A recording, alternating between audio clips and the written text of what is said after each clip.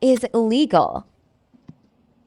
Great question. Self-defense keychains like alarms, kubodens, and safety tools are completely legal in most areas. But products like pepper spray or stun guns may have restrictions depending on your state or country. Always check your local laws before carrying.